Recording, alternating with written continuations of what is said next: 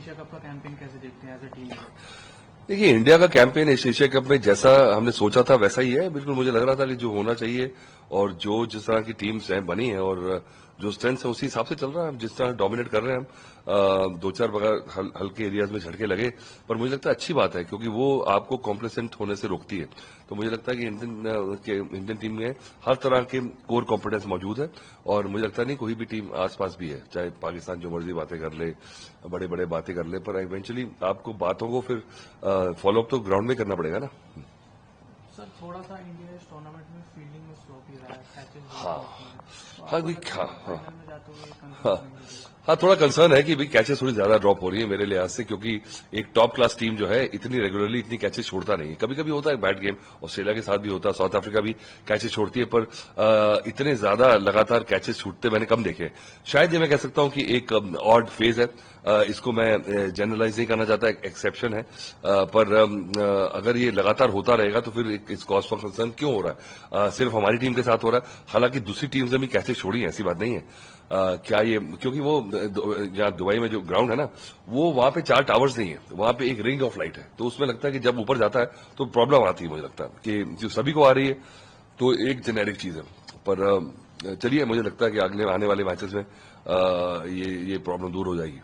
Sir जो India और Pakistan team के बाहर आउटसाइड ड्रामा चल रहा है, उस पे ने आज हारिस रऊफ और साहिबजादा फरहान के अगेंस्ट आईसीसी से कंप्लेंट की है, और साथ ही पीसीबी ने भी सूर्य कुमार यादव पे कंप्लेंट की है जो उन्होंने पहले मैच में पोस्ट मैच में कहा था, तो इस पे आपका क्या कहना? देखिए, इंडिया ने तो बिल्कुल अपनी जो भेजी है कंप्लेंट आईसीसी को सही भेजी है, क्योंकि आप एक इस प्लेटफॉर्म को, क्रिकेट के प्लेटफॉर्म को आप पॉलिटिसाइज नहीं कर सकते, आप अपना एक मैसेज नहीं भेज सकते, ये अलाउड नहीं, ये कोड ऑफ कंडक्ट में नहीं। तो अगर आपने करा है और इसका क्या कॉनोटेशन है वो तो एक्सप्लेन करना पड़ेगा। तो इंडिया ने सही कहा, पर पाकिस्तान ने एक हफ्ता बाद की, वो अब बाद में जाके हैं, वो दुनिया जहान की उल जलूल हरकतें करने के बाद अब उन्हें ख्याल आया कि भाई आईसीसी को कंप्लेंट। हाँ, तो मैं पहले दिन से कह रहा हूं कि जिस हाथ मिलाने पे वो निकले थे वो उसकी कंप्लेंट बनती नहीं थी, और जिसकी कंप्लेंट बनती थी, जो सूर्य कुमार यादव ने भी वो प्लेटफॉर्म यूज किया, एक पॉलिटिकल स्टेटमेंट दी, जो ऑपरेशन सिंदूर का नाम लिया, पहलगाम का नाम लिया, और देखिए जो भी हुआ, तो वो मुझे भी लगा कि गलत कर दिया, क्योंकि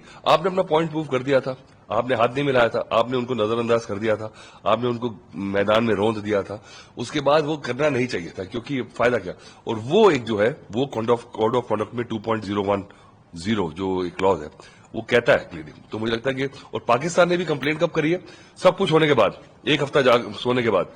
तो वो अब जब मोहसिन नकवी उनके जो हेड है और जो कि इंटीरियर मिनिस्टर भी हैं, वो जब ट्विटर पे रोनाल्डो की फोटो लगा रहे हैं, ऐसी हरकतें कर रहे हैं, तो उनको कहाँ ख्याल है कि क्या करना चाहिए?